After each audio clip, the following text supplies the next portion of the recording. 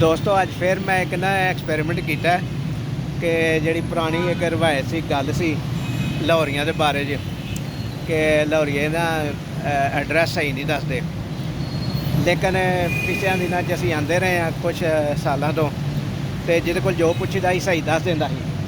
ਅਤੇ ਮੈਂ ਸੋਚਿਆ ਕਿ ਅੱਜ ਫਿਰ ਜਿਹੜਾ ਨਾ ਇੱਕ ਤਜਰਬਾ ਕਰਨੇ ਆ, ਐਕਸਪੈਰੀਮੈਂਟ ਕਰਨੇ ਆ, ਇੱਕ ਦੋ ਕੋਲ ਐਡਰੈਸ ਪੁੱਛਣੇ ਆ, ਜਦਕਿ ਮੈਨੂੰ ਖੁਦ ਵੀ ਪਤਾ ਸੀ ਸਹੀ ਐਡਰੈਸ ਦਾ।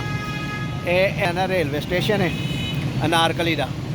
ਅਤੇ ਸਾਈਡ 'ਤੇ ਗਿਆ, ਦੂਸਰੀ ਸਾਈਡ 'ਤੇ ਜਾ ਕੇ ਨਾ ਅਤੇ ਮੈਂ ਇੱਕ ਬੰਦੇ ਨੂੰ ਪੁੱਛਿਆ ਕਿ ਯਾਰ ਮੈਟਰੋ ਦਾ ਜਿਹੜਾ ਨਾ ਸਟੇਸ਼ਨ ਕਿੱਥੇ ਵੇ ਇੱਥੇ, ਤਾਂ ਕਿ ਮੈਂ ਜਿਹੜਾ ਨਾ ਸ਼ਦਰੇ ਜਾਣਾ। ਅਤੇ ਉਹ ਕਹਿੰਦਾ ਇਹ ਤਾਂ ਤੁਸੀਂ ਬੜੀ ਦੂਰ ਆਏ ਹੋ ਅਤੇ ਇੱਥੇ ਤਾਂ ਮੈਟਰੋ ਦਾ ਸਟੇਸ਼ਨ ਹੀ ਕੋਈ ਨਹੀਂ, ਜਦਕਿ ਉਹ ਸਾਹਮਣੇ ਮੈਟਰੋ ਦਾ ਸਟੇਸ਼ਨ ਹੈ ਵੇ ਇਹ ਵਾਲਾ। ਅਤੇ ਮੈਨੂੰ ਆਂਦਾ ਕਿ ਤੁਸੀਂ ਬੜੀ ਦੂਰ ਆ ਗਏ, ਤੁਸੀਂ ਇਸ ਤਰ੍ਹਾਂ ਕਰੋ ਕਿ ਅੱਗੇ ਜਾਓ ਅਤੇ ਉਹ ਫਲਾਣੀ ਜਗ੍ਹਾ ਜਾ ਕੇ ਉੱਥੋਂ ਜਾ ਕੇ ਨਾ ਰਕਸ਼ੇ 'ਤੇ ਬੈਠਿਆ ਜੇ। ਰਕਸ਼ੇ 'ਤੇ ਬੈਠਣ ਤੋਂ ਬਾਅਦ ਅੱਗੇ ਸਟਾਪ 'ਤੇ ਉਤਰੋਗੇ ਅਤੇ ਫਿਰ ਚਾਂਦਗੜ੍ਹੀ 'ਤੇ ਬਵਿਆ ਜੇ, ਅਤੇ ਫਿਰ ਮੈਟਰੋ ਦਾ ਸਟਾਪ ਆਏਗਾ ਅਤੇ ਉੱਥੇ ਬਹਿ ਕੇ ਸ਼ਦਰੇ ਚਲੇ ਜਾਇਆ ਜੇ।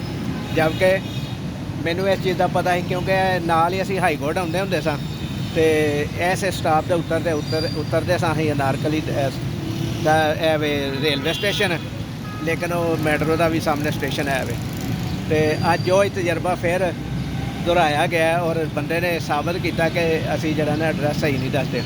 ਦੋਸਤੋ ਇਹ ਅੱਛੀ ਗੱਲ ਨਹੀਂ ਹੈ, ਕਿਉਂਕਿ ਜਿਹੜਾ ਐਡਰੈਸ ਪੁੱਛਦਾ ਨਾ ਉਹ ਅਣਜਾਣ ਬੰਦਾ ਹੁੰਦਾ, ਮੁਸਾਫਰ ਹੁੰਦਾ, ਅਤੇ ਉਹਨੂੰ ਗਾਈਡਲਾਈਨ ਸਹੀ ਦੇਣੀ ਚਾਹੀਦੀ, ਉਹਨੂੰ ਸਹੀ ਦੱਸਣਾ ਚਾਹੀਦਾ।